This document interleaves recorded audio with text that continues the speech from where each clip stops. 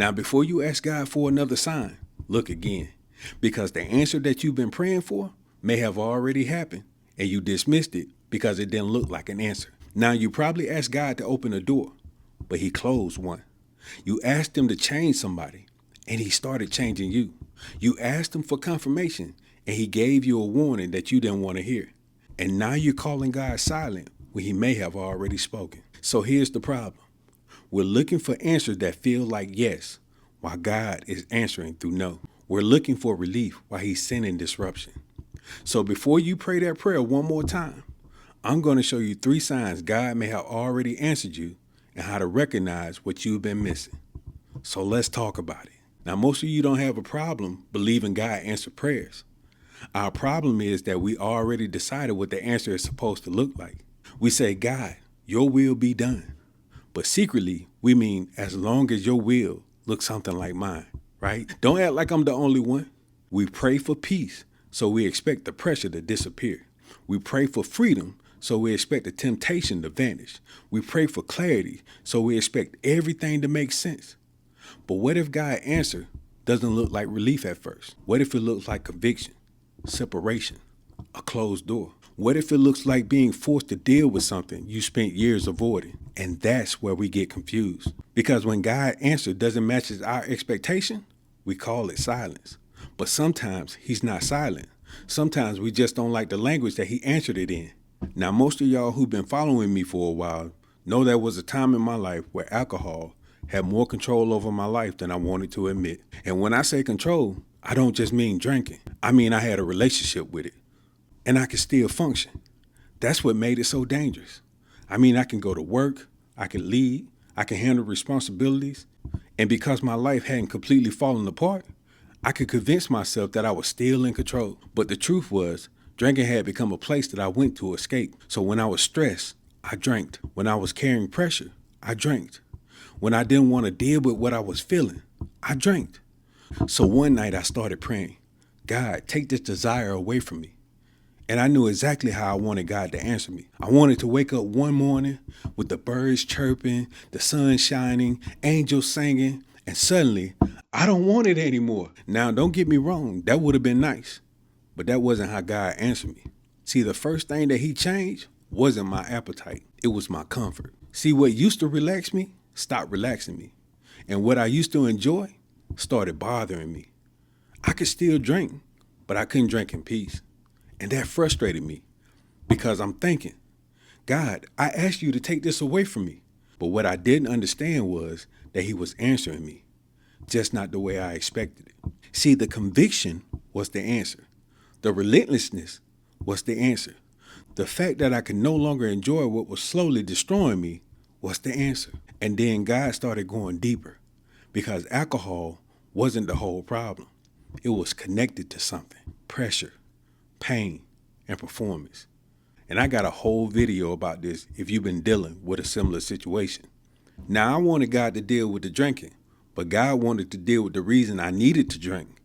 And that's a different kind of answer because sometimes God won't remove the fruit. He'll go after the root. Because if he only removed the behavior without healing what fed it, I would have found another way to escape. So what felt like discomfort was actually deliverance beginning. What felt like God making my life harder was him making it harder for me to keep destroying myself. And looking back now, I can say clearly, God had already answered me. I just didn't recognize the answer because it felt like a battle before it felt like freedom. And that's why I want to challenge you.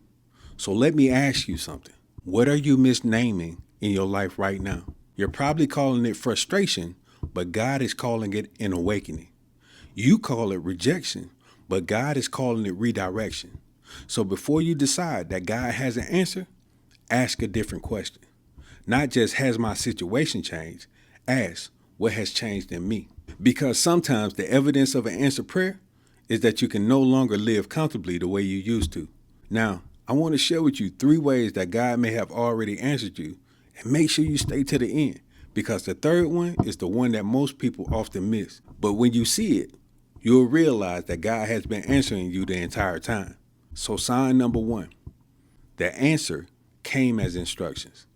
Now there's a story in John 5 that shows how easy it is to miss God when we're locked into one method. See, Jesus met a man who had been unable to walk for 38 years. Now, this man was lying near a pool because he believed that healing would happen if he can get into the water at the right time. Then Jesus walked up to him and asked, "Do you want to be made whole?" And instead of simply saying yes, this man started explaining why he hasn't been healed yet. Can you believe that? He goes on to say that no one is here to put me in the pool. Somebody always get there before me. He had already decided how the miracle was going to happen. The water had to move. Somebody had to help him. He had to get into the pool. But Jesus was standing right there in front of him with a completely different answer. Jesus didn't help him into the pool. Instead, he said this. He said, "Rise, take up your bed, and walk." Now, some of y'all just caught that. But for those who didn't, let me explain. See, the man had spent years waiting for movement in the water while the answer was standing right beside him. And some of us are doing the same thing right now. We keep telling God, "Open this door, restore this relationship, give me this opportunity, make it happen this way." But what if God isn't going to use your method? What if you're staring at the pool and Jesus is telling you to stand? See, sometimes the answer isn't another sign. Sometimes it's instructions. And here's the hard part. An instruction don't become your breakthrough just because you heard it. You have to move. See, you keep praying for your finances to change, but God has been telling you to confront your spending.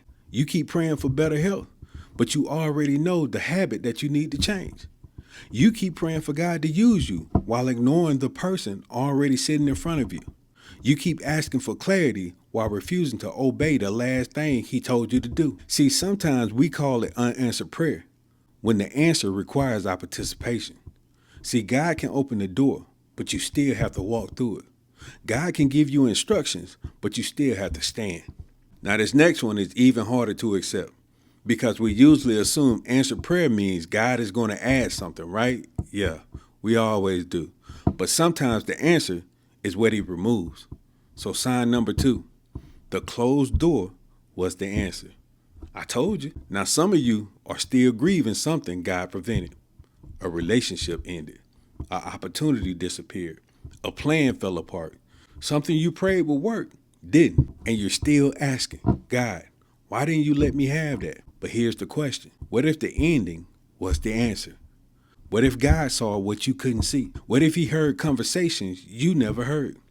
What if he knew what that opportunity would eventually cost you? Your family, your health, your integrity, maybe even your future. What if that relationship ending wasn't proof you weren't enough? What if it made space for you to discover who you were without constantly trying to make somebody else happy? See, we call every closed door rejection because we can only see what we want on the other side. But God sees the whole room. And I'm willing to bet you there are things that you cried about years ago that you thank God for now. I know I do. At the time, you probably thought, "God, why?" Now you look back and say, "Thank you, God. Thank you that person walked away. Thank you that job didn't work. Thank you I didn't get what I begged for." Because if I had gotten everything that I wanted at that time, I might have destroyed something I now value. See, sometimes disappointment is protection wearing clothes that you don't recognize. And that's why you have to look again. Because protection doesn't always feel like protection in the moment. Sometimes it feels like loss. But there's another answer that's even easier to overlook. Because sometimes God doesn't change the thing around you. He changed the person standing inside of you. So sign number 3, the answer was who you became. Now, Paul prayed 3 times for God to remove what he called a thorn in his flesh. He wanted it gone. But God said, "My grace is sufficient for you, for my strength is made perfect in weakness." Now, Paul asked for removal, but God answered with grace. And that matters because sometimes we assume that if the pressure is still there, God hasn't answered. But what if the answer is that the pressure no longer has the same power over you? You keep saying nothing has changed. But look again, because you don't react the same way you used to. You spot manipulation quicker. You pray before you spiral.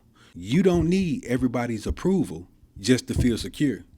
So maybe the situation haven't moved yet, but you have. And sometimes that's the miracle. We want God to change the room, but sometimes he changes how you stand in the room. So don't overlook who you became just because you're still waiting for something around you to change. You see, the answer may be standing in the mirror. Now here's the part that really matters, because recognizing that God has already answered you is one thing. But if you don't know what to do next, you can still miss the purpose of the answer.